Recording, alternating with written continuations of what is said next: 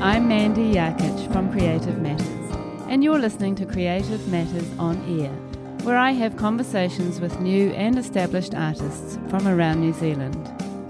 I love to listen to artists' stories and learn about their creative process, and maybe you do too, which is why I've made this podcast, to inspire, inform and educate. I hope you can take away something positive and encouraging from each of these amazing stories to help you on your own creative journey.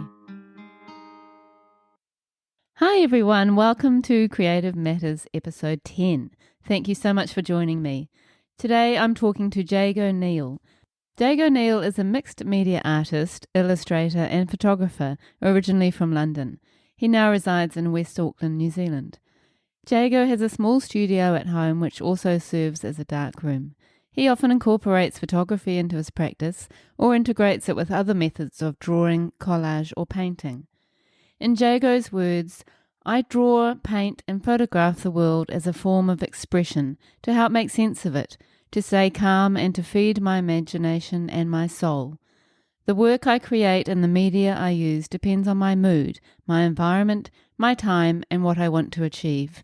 I try not to pigeonhole myself into a box or category, as that would limit my art and my enjoyment of it. Ever since Jago was a young boy, he has had a powerful need to draw and make. His story is one of vulnerability, immigration, and a wonderfully diverse practice. So grab a cup of tea, sit back, and enjoy. Welcome to Creative Matters on Air, Jago. How are you? I'm very well, Mandy. Nice to see you. Yeah, well, thank you for having me in your lovely home. You're very welcome. Tell us about your childhood and where you were born. All right, so I'm originally from London, and I grew up in a part of London called Hackney, which is in the northeast of London. I grew up in a very creative family with lots of other artists, and my granddad was a designer, and my uncle was a photographer. So yeah, lots of art around me. We went to a lot of galleries as kids. Yeah. And what were your mum and dad like? Yeah, both very passionate about art. And my mum went to art school. And then when we were young, she was working, so she kind of wasn't painting for that period, really. Worked in a photographic library. Mm-hmm. So I'd spend, school holidays often there, which was also probably quite informative as a kid, seeing a lot of images. Mm-hmm. Yeah. Yeah, I mean, you can see the connection, can't you, with what you're doing now, I guess? Yeah, definitely. I mean, a lot of those things kind of embed themselves in you subconsciously, I guess. But my dad's, he was an English teacher for a long time, so very into literature and books, and we used to make a lot of books as kids. Even on holidays as children, we'd kind of keep journals, and so always encouraged to draw. I drew endlessly as a kid, and my brother also drew a lot, but it was kind of almost an addiction, not an addiction, but a necessity for me as a child. So my mum, obviously, and my dad, but my mum particularly, because we spent more of our time with her, used to go and get stacks and stacks of paper from the local butchers, because they used to wrap the meat up in the paper. Yeah. And I'd just have piles of it and I'd sit and just draw endlessly, yeah. Amazing. And you felt like you were really encouraged by your parents, obviously. Yeah, absolutely. I mean, I think you only see later in life, when that's been really fostered and nurtured, when you're a child, it's just normal. And I guess that I've also, come to see that for other people, it's not necessarily normal, but it's that kind of whole nature versus nurture debate. Would I have drawn as much as I did if they didn't, encourage it, or but I feel like I kind of needed to. Yeah. Yeah. But obviously it was in the genetics as well, possibly. Yeah, I think so. Yeah. And so what sort of stuff were you drawing when you were a kid? Lots of characters, a lot of kind of faces, and as I got older, I started to draw comics, and me and a friend actually made a proper comic and sort of sold it to family and people at school, and I think for me, drawing's just kind of always been my safe place that I resort to, and like a way of kind of understanding the world and keeping calm. As I've got older, I've just come to a term, just learnt a term recently, which is empath. I don't know, but this is new to me, and I kind of read the description of what an empath is, and I could sort of relate to a lot of the traits of somebody who's quite sensitive to their surroundings and quite aware of other people, and sort of quite affected by other people and other things around them. So I think for me, drawing was a bit of an escape, and it still kind of provides a meditative place I can go to, which is comfortable. And yeah, that's great, isn't it? It's such a blessing to have that. Yes, yeah, absolutely, yeah. I mean, we'll probably talk more about where that's come later in life, but I've kind of gone back to that, particularly with like the pandemic and sort of at difficult times as well. So, but even when I've as a sort of older kid, even when like the TV's on, I'd just sit with sketchbooks and just sort of draw while the TV's on, and it is a blessing. That's so great. And when you went to school, I mean, it must have been interesting having that sort of so much a part of your life and your family, and then to go to secondary school. That can be tricky for kids like that, I guess, to sort of suddenly have to fit into a certain category potentially with art. How did you find art at high school? I remember really enjoying. We used to do sort of something called, I think it was called CDT. It was kind of design, communication and technology or something, but you'd make a product and you'd sort of draw the technical drawings, and I used to really enjoy that, and art, obviously. And did you find that your work that you love to do sort of worked with that within that curriculum? Because I could draw realistically if I wanted to, but then I used to kind of like, the teacher sort of recognised it and got me to do stuff for the school. Like I did a newsletter, and I've got kind of all these things in my storeroom of things I produced at school as well, and the whole thing with comics and everything. And then as I got kind of into puberty, I kind of still working things out through drawing. So I was drawing like a lot of like girls and naked bodies. Yeah, well, not naked, but sexy girls, and sort of and also quite dark. I went through a little dark sort of period of drawing quite violent stuff when I was like maybe 14, 15, and I think people would look at it and kind of go, but he's so nice and quiet and sort of but for me, that's like getting it all out of your system, and it's part of your processing.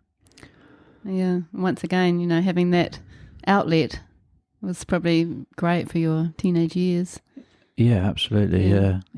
And I kind of like, me and my brother were quite into sort of punk ethos and that sort of design, and quite kind of, and comics. We used to go to comic shops and, collect a lot of comics and figures. And I remember my brother Sam, collecting all these amazing graphic novels and stuff like The Dark Knight and, Frank Miller drawings and early like Turtles comics, and just so that was probably informing my sort of drawing as well. But then, I mean, I always, even when I was young, I sort of drew, like if we were on holiday, I'd draw a scene, or so I wasn't kind of exclusively doing faces and characters. Yeah, which is kind of how your practice is now, isn't it? It's pretty varied with different mediums, and it's always jumped around a lot. Yeah, which is good. It's a great thing, I think. Yeah, you haven't sort of put yourself into a certain category. And I had a camera at a young age, and took a lot of pictures as well, like with film. I grew up a bit older than I look, and I was taking pictures of, I remember carefully trying to take a roll of like 24 images and consider each shot very carefully, because it was, like my precious film that would, and so that probably informed my photography as well, and my kind of ability, or my, I don't know, like, my ability to sort of look at things visually and form pictures. It's almost like I see the world constantly like that, like like for a viewfinder, or which can be kind of, I mean, I think my wife sometimes finds it frustrating that I'm kind of, I walk around with a camera and it's like, oh, look at that as a picture, rather than, but you're actually here, like that's, you live in the moment. Yeah, so I have to sometimes sort of almost stop myself. Yeah. Yeah, well, having two young girls, I guess, it's the balance, isn't it, of capturing the moment, but then also living the moment. Yeah, definitely. I mean, I think, it's interesting, like how much of my life, how consuming that side of it can be, like, and it can almost feel quite relentless. Like I've kind of described it at times as a bit of a curse as well as a blessing, because it's, as I say, it can be kind of hard to switch off from, in a way. And remembering, so like I've had to stop myself taking pictures or taking my camera on certain trips, because I want to actually enjoy being there and being with the people that are there, rather than ignoring them and kind of like trailing 5Ks down the beach behind the rest of them. I think that's pretty common though, isn't it, for a lot of artists who just sort of get caught up in what they're noticing and how they're responding to things around them, and they want to record it in some way. Yeah, it can be obsessive, and that need to record, I think. And why do you think you're so obsessive about it? Where's that come from? I don't know. I don't know, really. It's like you want to capture it, and you want to kind of share how you see things with other people, I guess. I don't know. Yeah. Interesting. Yeah. And so after high school, you did art all the way through, I presume, and went on to study. Is that right? Yeah, I did a foundation course, which was I think a year or 2 years before my degree. I actually took a bit of time out after the foundation before my degree and did some travelling, and I did my degree a little bit later than some people, which I think was really good. Like I worked as well to save up and go travelling. Yeah. And I did a round the world trip in that gap, and around the same time as being at uni, and so that kind of fed into, I think I was just like a few years above my peers older than my peers at university, and I was probably quite patronisingly kind of I don't know, like they were just still into, I mean, a lot of them had just moved to London, whereas I was from London, so I kind of, I don't know, it was a bit different, but I didn't feel that I got a huge amount out of art school. I was generally quite kind of pissed off about a lot of things at that time in my life. Politically, I kind of was quite caught up on a lot of things that were going on in the world, and feeling a bit kind of bitter about stuff, and a lot of my art was directed at that time, and I felt like the tutors didn't really kind of get it, and so that frustrated me further, I think. Yeah. I did wonder about that with you, if because it was so sort of ingrained in you, and you were sort of expressing yourself so much, or what you were thinking at the time, or what you were connecting to around the world. If it would have been hard to be, working in an institutional environment, that could have been restrictive.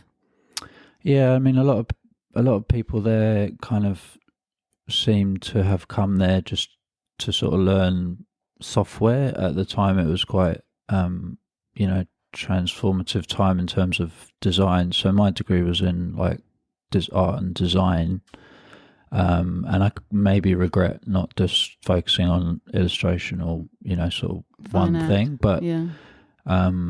But yeah, some people were just learning like new programs and things, and they were quite kind of career focused, and like, I'm going to come through uni and go into an ad agency, and that didn't really interest me, and I didn't really know, and I kind of spent my whole time thinking, after spending my whole sort of childhood assuming that I would be some kind of artist or use my my, I don't know, skills or whatever, technique for my job, then I sort of didn't know what to do with it once I'd gone through art school, because I knew that I didn't really just want to sell stuff,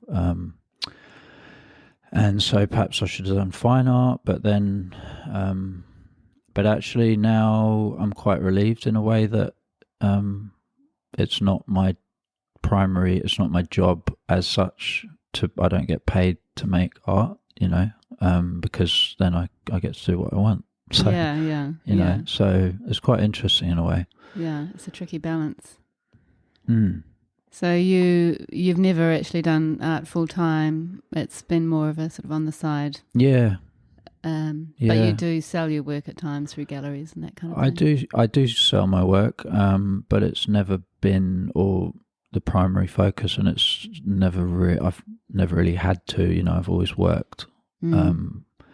So yeah, I think it's kind of an interesting debate, because I think if I was being paid and commissioned to do, say, illustration or something like that, and working to a time frame, or I'd feel constrained by that.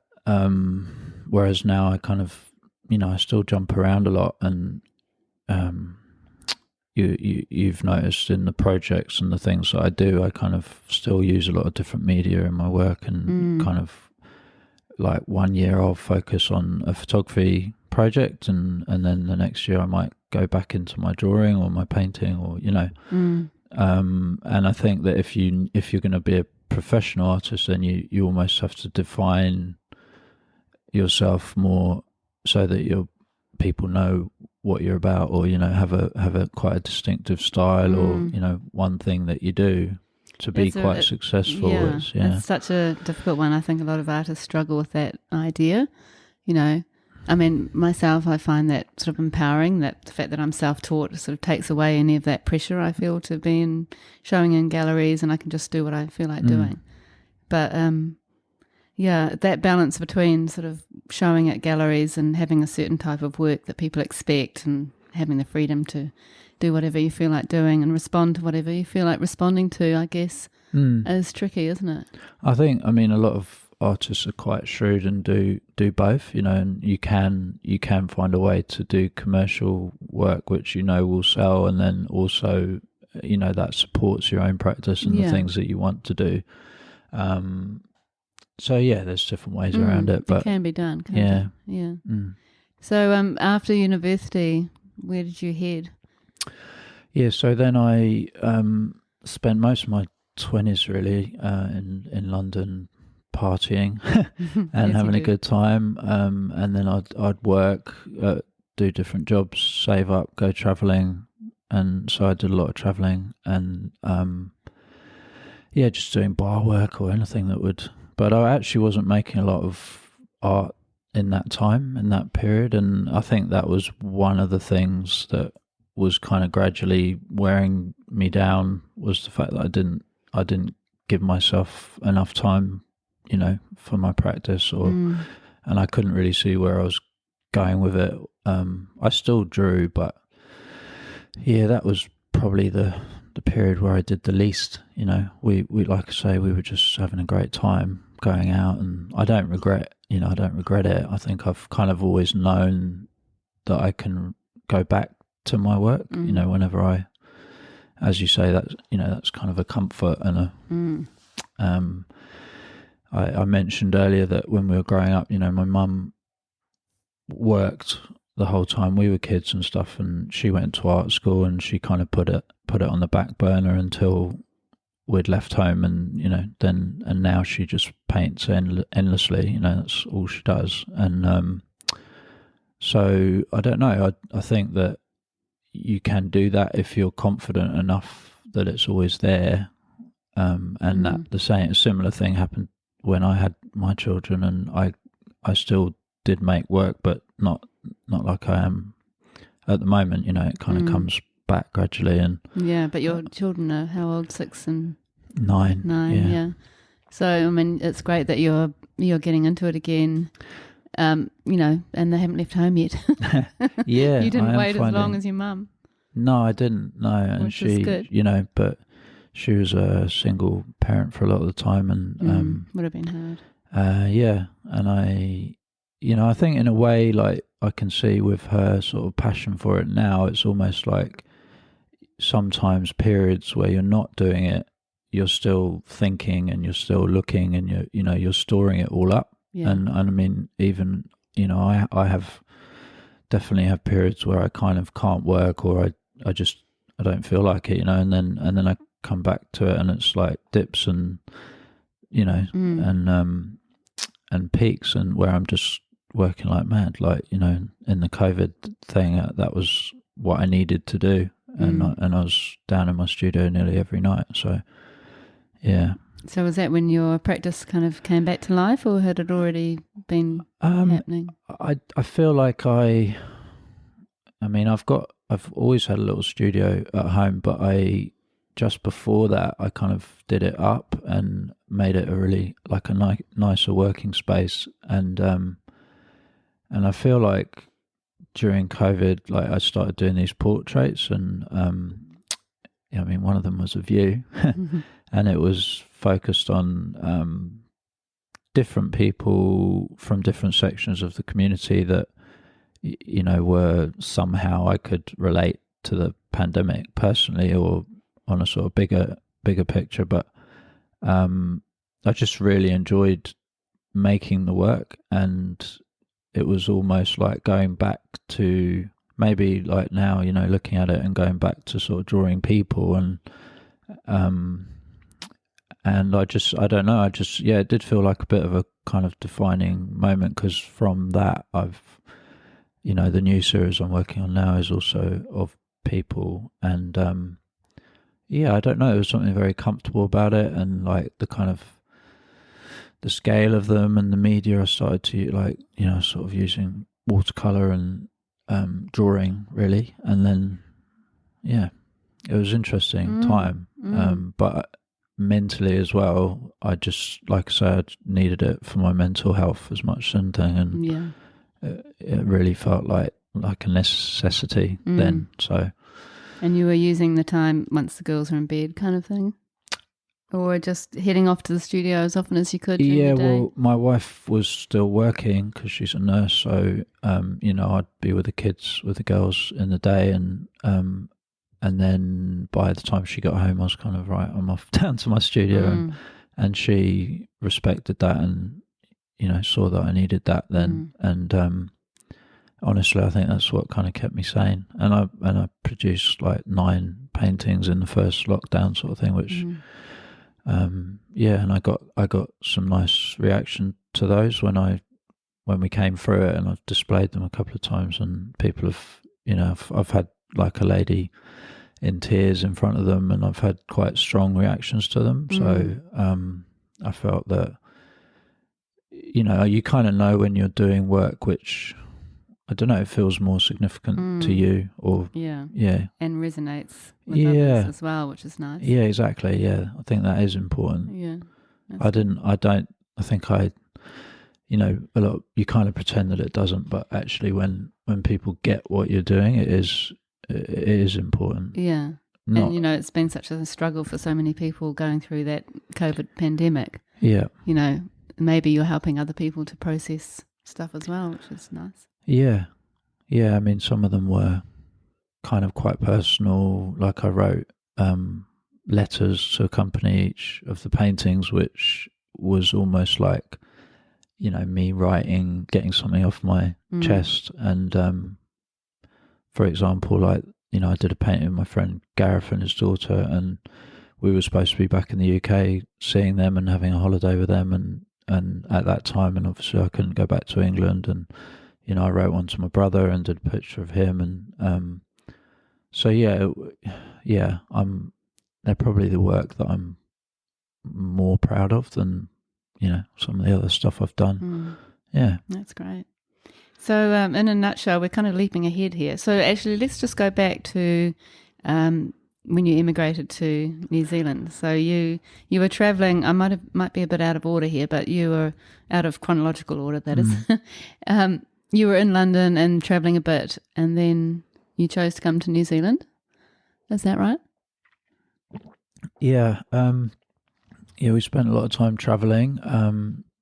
I'd been to New Zealand on those travels. So the first trip that I did with Cassie when we were about 19, we went around the world and came here for the first time, and I was just blown away, by New Zealand particularly. And her parents weren't here then, but so then later, in my late 20s, I'd been in Brazil with friends for a couple of months, and she was here with her parents who had by then moved here.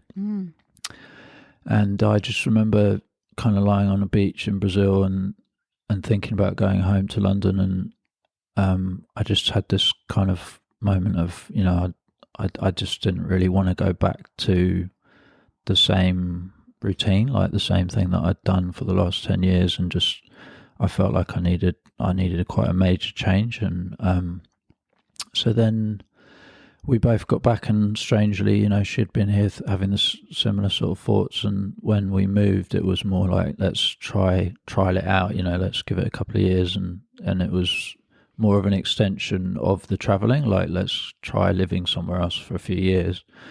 And here I am 14 years later with two kids, a cat and a mortgage. So wow, that's amazing. Yeah, I didn't realise it'd been 14 years. Yeah, I know. It's amazing how time flies. Yeah. But it's nice that you've got Cassie's family, Cassie's parents. Yeah, no, it's been, I mean, that was part of it. It was having the support network, but and obviously being able to, in terms of being able to get residency, and but it was obviously like probably one of the biggest things I've done in my life, and very painful and quite traumatic, really. But I mean, anyone that's emigrated would empathise with all the things that you go through, and kind of years of guilt about leaving people, and which I've had to deal with. And I mean, it took me a long time to settle, really. I think having children helps ground you, and gradually becoming connected to a community, which is what I've started to kind of build now, now, really. Well, in the last in my last job, I guess. Yeah, it's great. We're very happy that you're here. Yeah, thank you. I mean, I wouldn't be if it wasn't such an incredible place to live. And I mean, and the people here, I think, it's just brilliant culture, and I still just catch myself like blown away by, last week drove up to Tutukaka and that part of the coastline, and sort of drove up there, and all the colours of the trees, and I was just like, it's just amazing, where we live. It's just, we're just so privileged. Yeah, we're very lucky. And like, if you're a visual person, and you, like I said earlier, you kind of look at the world in that way, or you're very affected by the light and the, colours, and, it's just such a sort of vivid, incredible place to be. Yeah, absolutely. Yeah. So when did you actually become, I know that you did some teaching for a while, didn't you? Secondary teaching. Was that in New Zealand or? Yeah, so that was, I can't remember how many years we'd been here. I'd been working at a paintball field for a while. Sort of got a job with Cass's brother, and doing that, and I think we'd started to talk about having kids, and I was like, I need to probably get a real job, like a proper job. So I started to train, and I was like, well, what can I do with my degree, and what can I do with my arts background? And looked into teaching and did my training here, which is a post-grad in secondary arts teaching. Yeah. And then I taught for a bit while I was looking for work in arts centres. So I did a bit of teaching at Corbyn's and Kumeu, actually. And then I got a job and taught for about 5 years in different schools. Taught high school photography and art. Yeah. How did you find that? Mixed, really. I found it exhausting. I'm, as a sort of relatively quiet person that kind of likes their own space, I found it very difficult to be on show in front of a classroom, and some days not being in the right place as having my teacher's hat on. Yeah, it's tough like that, isn't it? As a teacher, it's very much a performance role in some ways. It can be, yeah. I remember when I was training, and one of my people that was training me said, it's basically you have to put on an act when you come in, and I kind of found that quite challenging, that concept of going to work and being somebody that you're not necessarily. I particularly remember after the long summers and really relaxing into myself, and then finding it very hard to go back to school and kind of being this teacher person that I didn't always recognise. Mr. Neal, yeah. Yeah. And what did you love about teaching? I enjoyed a lot of the interaction with the kids. I think they saw quite quickly that I really did care about the subject, and there were kids that really appreciated that, and I set up like a little drawing club, started, it got easier over time. Definitely teaching gets easier and easier, and actually the point I left was probably quite comfortable in the role, although having young children, I felt like I wasn't giving enough time at home and to them, and that was really the big decision. I think one school holiday I was, had another bug and was quite run down, and I just thought then, life's too short, and this job came up at Kumeu Arts, and so a friend of mine, Julie, who was involved there on the committee, and she told me about it, and I looked at it and I thought, well, I'll go for it, and kind of go and have a chat with them and see what happens. And then they offered me a job. So that's amazing. And for people who don't know you, you're the manager at Kumeu Arts, which is basically a community art gallery, which also does workshops and lots of exhibitions and other things. Yeah, we've got two gallery spaces now, and you run the school holiday programs over the last 3 years, and we've got painting and clay, and hire the space to other people in the community as well. So a lot of sort of social welfare groups, a language school. There's a lot going on, and it's becoming quite an active little kind of creative hub. Yeah, it really is. And we were just saying earlier, I think you've done great things over the last 4.5 years that you've been there, and you've got a great team behind you, and I think you're really collecting people from the community around you as well. There's a lot of support there, and a lot of local artists want to be involved, and you can see the changes. It's looking awesome. Yeah, it's been really nice. to be a part of that growth. I mean, I wouldn't take all the credit for it, but certainly I can see that more and more people are kind of coming to us. And I mean, in that area, particularly Muriwai, and locally, there's so many talented people that we can kind of tap into that pool of artists, and there's a real network already around Muriwai, and that's been great. And I just really enjoy it. I just kind of feel like I'm gradually creating a role that I really want. Yeah. Which is a nice feeling. As I say, to having not felt that comfortable in what you do every day, to being very comfortable and kind of feeling like you're in the right place and that you're sort of creating a good change, or I don't know. Yeah, and you're having a lot of impact on the community, I think, and on artists in the community, which is great. That must feel really good. I mean, that's the highlight really, is working with artists. There's lots of things I enjoy, all the classes and everything. And I think having been an art teacher, and B, having exhibited as an artist myself, I'm quite, I kind of understand the needs of both the tutors that use it and also the artists that come to us and exhibit. And I can kind of put myself in their shoes. So, and like the interaction with the artists and hanging shows and the curation is a part of it I really enjoy. I've kind of been part of building the Kumu Art Awards as well, which is an awards ceremony that we have every year, and that's kind of helped to build our exposure and I think introduce us to new artists. And lots of kind of big things that are just great for me to be involved in. It seems like a real natural fit for you, Jago. It seems like the place that you're meant to be at the moment. At the moment, definitely. Yeah. I mean, it's funny how all of your kind of previous experience and paths sort of seem to end up in the right place, and I don't think all those different elements in my past have kind of led me to this. But I think also being involved in something very positive and community based,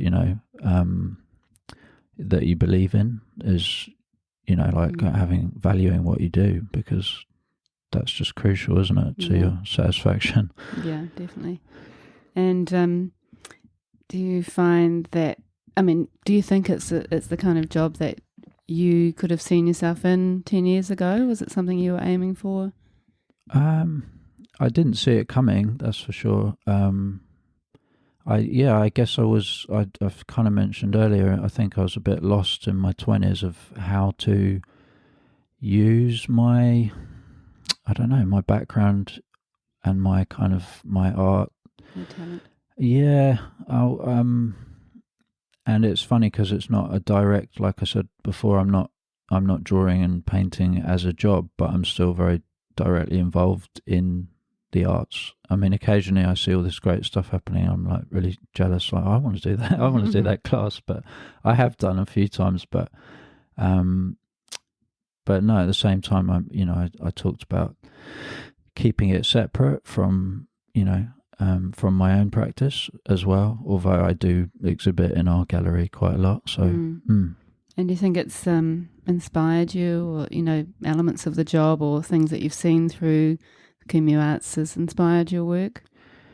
Yeah, definitely. I think just things like sort of seeing the different ways of presenting work, and just different, just so many approaches to it. And I've heard you talk to other artists about that kind of big thing about how you define yourself, and we're very good at Kumu Arts as a kind of launch pad gallery for a lot of people that haven't ever shown work before, and we kind of accommodate that sort of first step. And again, I think like I see it with almost every person I work with who's never shown work, and then they kind of have this quite anxious moment about like, is it good enough to go up on the wall? And I can understand that, and Yeah, so we have a lot of people that's the first time they've ever shown work, which is really nice. And I think you're a really good person for that, to support people through that process, that's a gift that you have, I think. Yeah, I try and make light of it, and it's just like I call it the wobble that that we all go through. Yeah, it's a bit of can be a bit of a roller coaster of like, hey, it's great, and then suddenly I hate that, and it's amazing how your brain can flip around. But yeah. I think we've all experienced that in some form. Yeah. So it'll be good now, I guess, to get on to talking about your practice and your process. So I know that you have some exciting news to announce. Would you like to talk about that first? Oh, well, I've been, just making my own website. I used to have one a long time ago, but I've just built a new one, and I've been trying to get it done so I could let people know on this podcast. So it's jagoneal.com, and I've just tried to kind of break it down into different projects, which was difficult because a lot of the sort of processes I use crossover, and I kind of use photography and drawing, or so that was a challenge to work out the best way to present that. But I think you've done a really good job. It's very intuitive and nice to look at, visually appealing and makes sense, even though it's quite tricky for you, as you say, to divide up your practice. I think you've done a good job with that. Looks good. Thank you. Yeah, well done. So, for people who don't know your work, well, first of all, we have the blog on creativematters.co.nz. So you can have a look at that and see some images, and also we have the links to your website and Kumu Art's website on that blog. But in a nutshell, can you describe your practice? So we have the photography. So what elements of photography?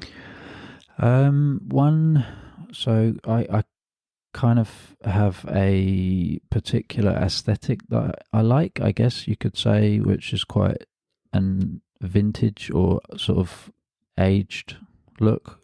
So experimental or analog kind of techniques. I don't know why. I mean, I do love digital as well. So I do have a digital section in my website, which is, much sort of cleaner. I do a lot of detail. I kind of like to focus on sort of details and close-ups quite a lot in that section. But with the more analog stuff, I use quite an experimental technique that I learned at art school with a process called liquid light, or silver gelatin emulsion. So it's basically an emulsion that you apply to different. You can apply it with a brush or spray it onto paper, and so in the darkroom, effectively you can kind of do this quite experimental work, and they almost have a painterly kind of quality to them. And I think the thing I really enjoy about that, and I find that I come back to this a lot, is that there is an element of surprise in the process. So although there's also, it's quite controlled, there are always outcomes that you don't know that are going to happen, and sort of serendipitous things that occur, which I love. And so that I learned at art school. And then while I was at art school, we used to live in one of our flats in London, I set up a little darkroom in the cupboard while I was at art school, and we sort of had the washing machine in there going, and I had like a tiny little corner, and I'd just spend hours and hours in there. And funnily enough, I used to print a lot of images that I'd taken on my first trip to New Zealand on my when I was 19, and I still had all this film, and I used to use those images and print a lot using this sort of liquid light technique. And they didn't really see the light of day until I emigrated here. And then I had my first exhibition at what used to be the Signal Gallery in Swanson, and there was a really supportive manager there called Huddy at the time, who saw them and was like, what is this technique? And a lot of people, haven't seen it, or they're quite surprised by it. And so I had a show a couple of years ago now at New Arts of liquid light.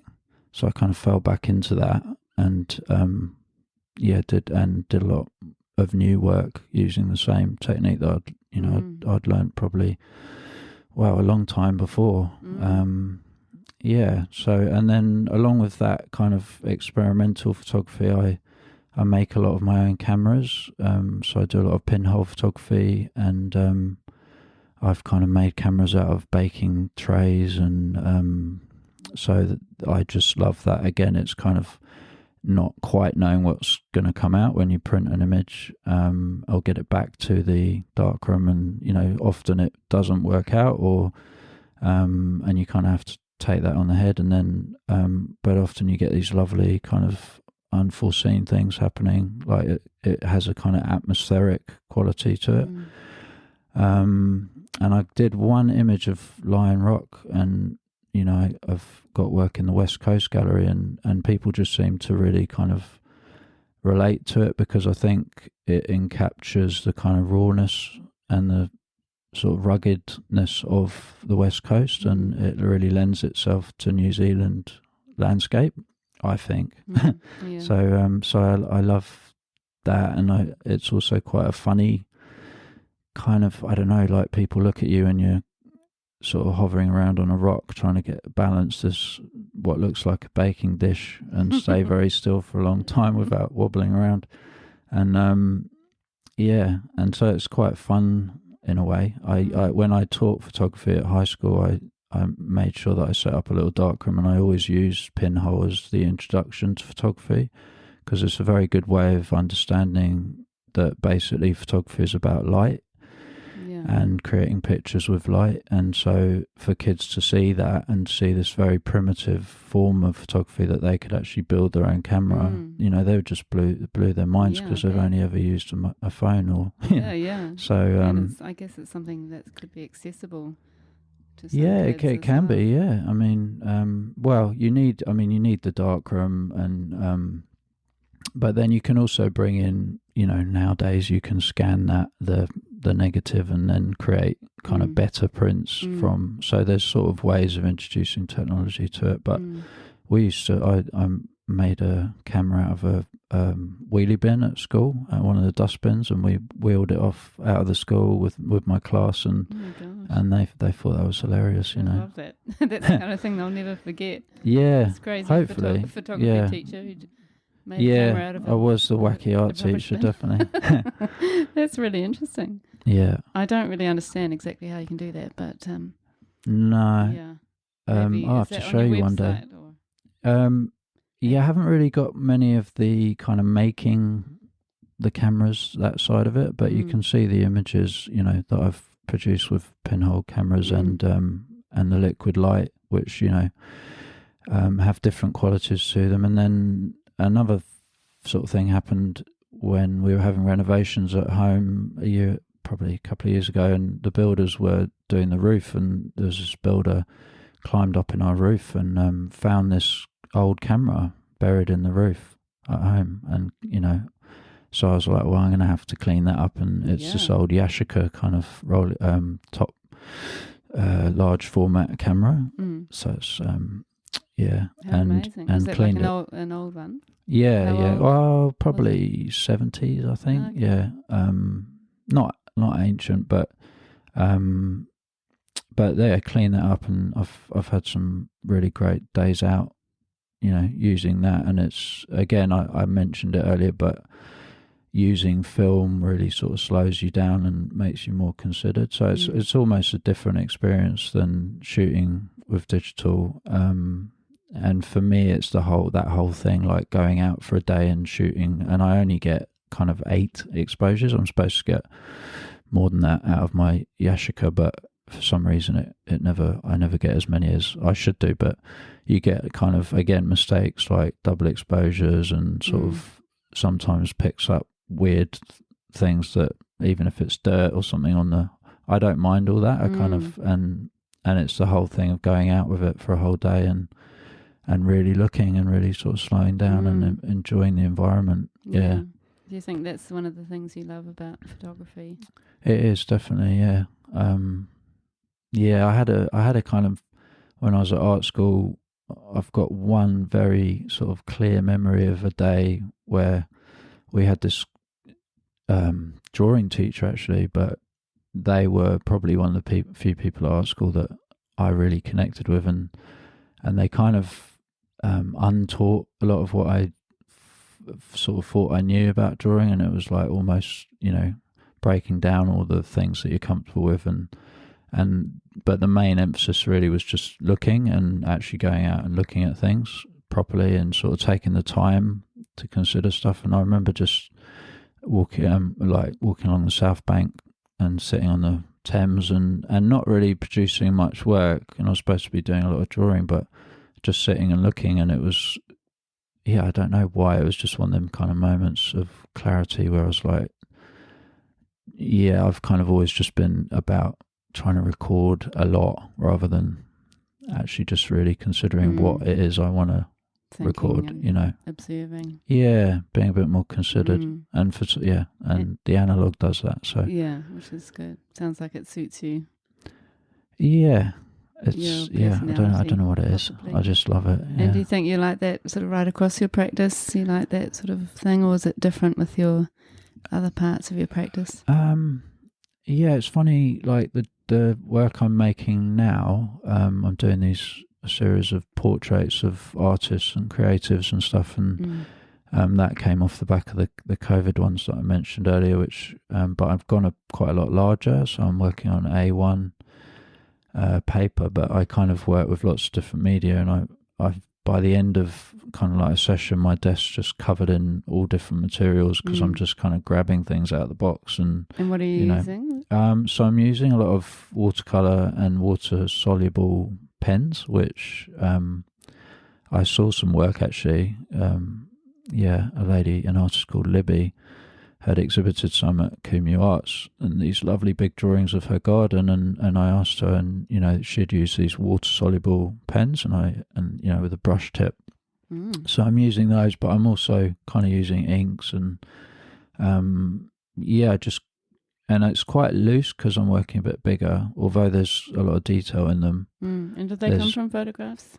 Yeah, they do. Yeah, so the photo, again, often for me things start with a photograph, and the photograph of the person is very important part of the whole process, because I go to visit them in their studio, or I've only done 3 or 4 so far, but I feel like I need to take the picture because eventually I'd like to include a lot of my family, which as I've mentioned, a lot of them are artists. Like my brother makes sculpture, and my mum's a painter, and my dad writes, and so some of them have kind of said, well, couldn't somebody else take the picture? But for me, I need to be in control of that whole thing, and the composition of it is almost as important, and the experience of going to their studio and selecting what I want to show. It's like the details in the pieces, and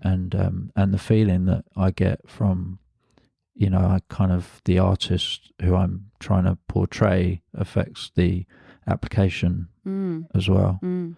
So that's something. I mean, I'm quite excited about this new project because I think, having, as I said, occasionally gone through periods where I'm not sure, I feel a bit lost or like flat, and I don't know what work I want to make, and I feel like I've really landed on a idea which is going to sustain me for a long time, and it's almost a relief. Like I can, I've got all these ideas of people that I want to, and plus it comes back to all my connections that I've made through the art centre and all the connections to different artists and things. So I really like that aspect of it. And why do you think capturing them in their studio appeals so much? I've always, I look at, I've talked about this as well, but I look at details. Like when I go into somebody's home, I'm always, straight away, I look at the work on the wall, or the things that they put in their fridge, or the so if it's an artist, what they choose to put up in terms of, if it's just postcards or their inspiration wall, or even like the tools and things that are lying around, and I just find that really enriching for the whole image. Tells a story, like the picture's in the picture sort of thing. Definitely. Yeah. That's interesting. So the one I'm doing at the moment is a portrait of my father-in-law, who was a musician. He's been in quite a few famous bands, and you can kind of see a selection of his guitars and his vinyl collection, and a couple of the posters on the wall, which wouldn't mean a lot unless you kind of knew his history. But so there's little personal aspects for me as well that connect me to that person. Yeah. And it's a lovely record for your family to have those paintings in the end. I mean, I don't know what I'm going to do with them. Like, I'll have to give them to the people in them, but I can't imagine anyone else wanting them. But anyway. They're the kind of things that would get passed down through the family, I imagine. Oh, maybe. Yeah. For sure. Yeah, I like that. I guess that's the connection to photography as well, is that you're capturing, a moment in time, and plus the composition. If you kind of look at things in terms of photographs, you're also very considerate about composition, but it goes both ways. But I guess that's the link. So yeah, in terms of the different areas of practice, and I wouldn't really say I was a painter. Like, some people would look at them and call it illustration, even though they're on quite a large scale and using watercolor. But there is something quite illustrative about my work. But I would say I would call you a painter as well.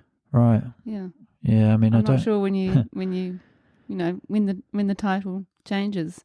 Yeah, exactly. What is it that makes it an illustrator's work or a painter's work? I know. Well, I don't even, I don't know whether to refer to these as drawings or paintings, but I kind of said earlier, I don't need to really define myself, which is a real bonus. It's and that was the tricky part of my website. It was like, how much of this other stuff that I kind of do, like I do a little bit of design work for over the years. I've just done things for friends, and so it's, I just jump around a lot, but I don't really mind that. I just have a lot of everything, and then just depending on what I want to do at that time, it's all available, and I can go in and out of photography, or I can come down here and draw, and that's great. And I mean, is it something that you find it sort of comes and goes depending on what's going on in your life, or like when you're a child, do you find that you're always on a project? No, I'm not always. No, I've gone through periods where I'm not making anything for like a few months, and then suddenly, like, I'll have an idea, or something will happen, like like the camera being found in the roof, or something pandemic. Sort of triggers me. Yeah. And as I said, the pandemic, and that was almost more of a coping mechanism, really. And I know a lot of people that couldn't do any work through that and were kind of really stuck, and there was a kind of sense from some people like I should be, because I know it makes sense, but you can't always pick and choose when you're in the mood and when and I think the important thing is not to push that and just go with it. And if you do have a dry spell when you're not working, then not to overthink it too much, because as I said, I think you're always sort of storing stuff up, and even if you have to put your practice on hold for quite a while because you have a baby, or for whatever reason, then it's always there. You can always return to it, and and I think it's a really reassuring thing to have that in mind, in the back of your mind. Yeah, just trusting. Yeah. That it will come back. Yeah. At the right time. That's right. Yeah. It's just part of life, sort of ebb and flow, and not to overforce it, really. Yeah. Yeah, it's good advice. So we're just kind of getting near to the end of the podcast, unbelievably.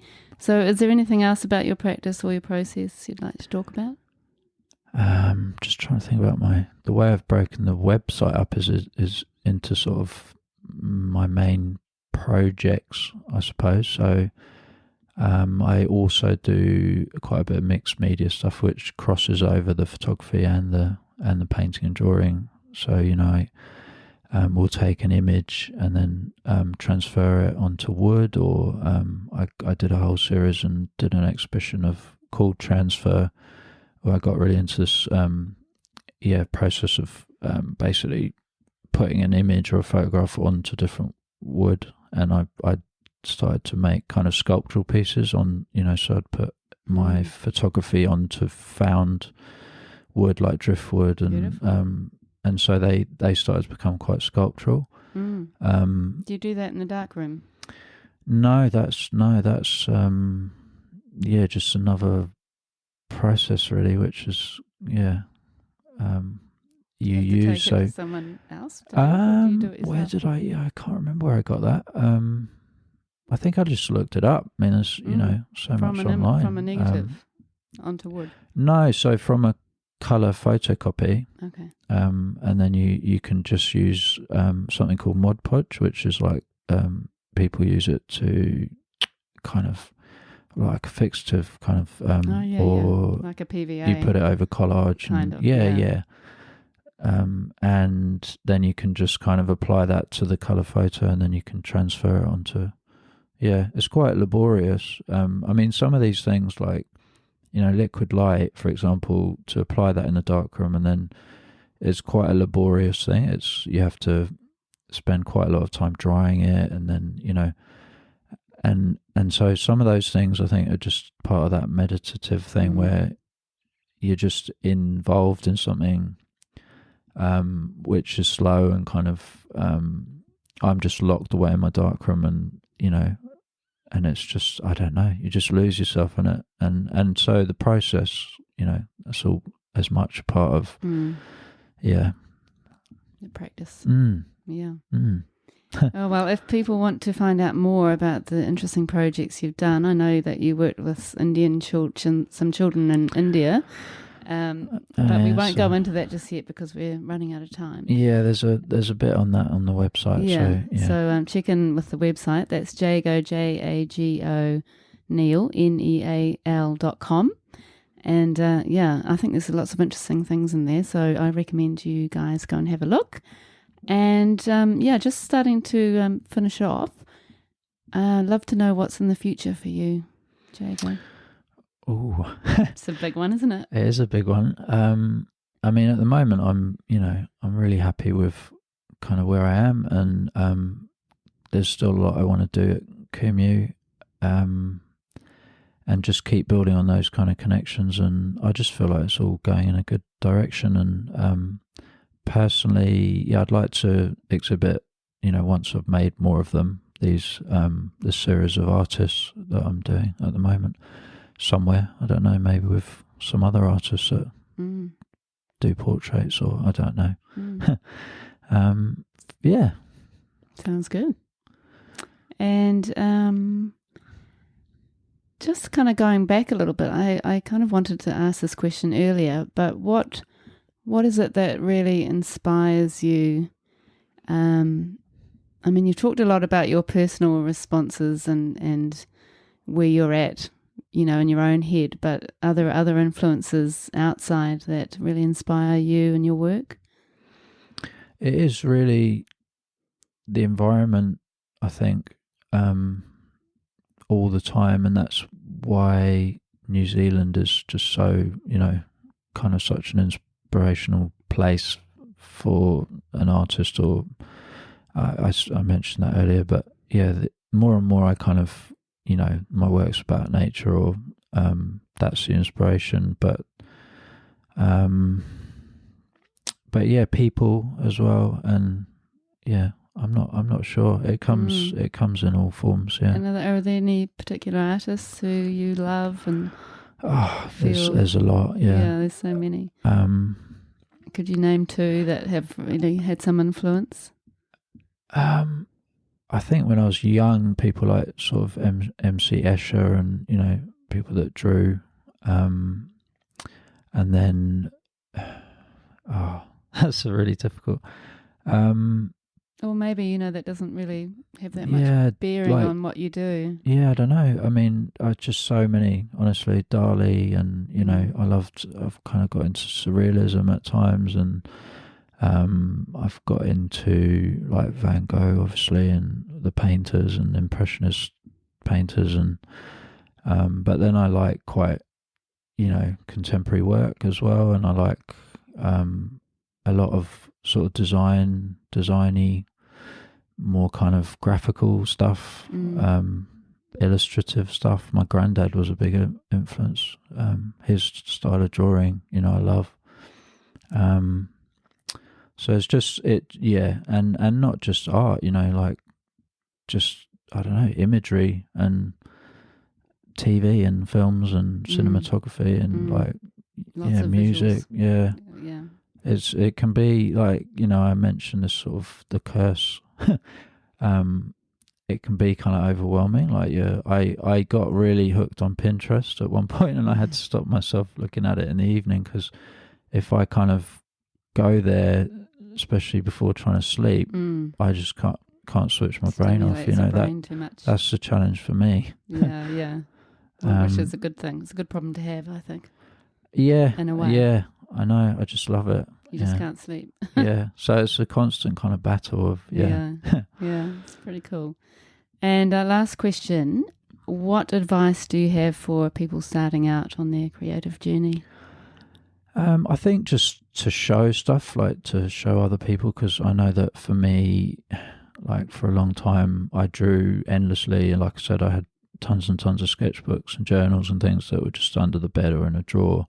And the only people I knew I was doing that with family, and that, their opinion's great, but it's not the same as people that don't know you. And so just to sort of get involved with other artists, whether it's through a gallery or, put a couple of pieces on the wall and just get a bit of feedback, and gradually, I think that gives you confidence, and it's being connected to other artists, just so you can have them conversations with people that really get it, and find the support that you need. Mm-hmm.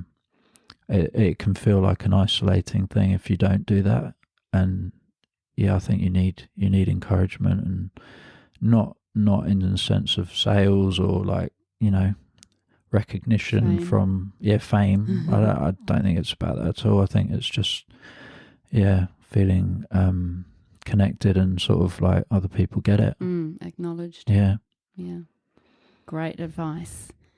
Oh well, Jago, I'd like to thank you very much for coming to talk to me, and it's been a real pleasure. You are a very modest, humble guy, and I've known you for a few years, and we've been friends, and I really didn't know all that much about your practice. So, to look at your website and to see the amazing things that you've done, and to hear about your sort of insightful views on life and your practice and process has been really interesting, and I've loved talking to you. And thank you so much for being so real and honest, and going to those quite difficult places. Yeah, well, thank you. I think that's what's so great about what you're doing, Mandy, is, these conversations are important for artists to talk to each other, and just feel like we're all connected, and we're all we all share similar struggles, and but also the passion for it that you're bringing is great. So thank you. Thank you.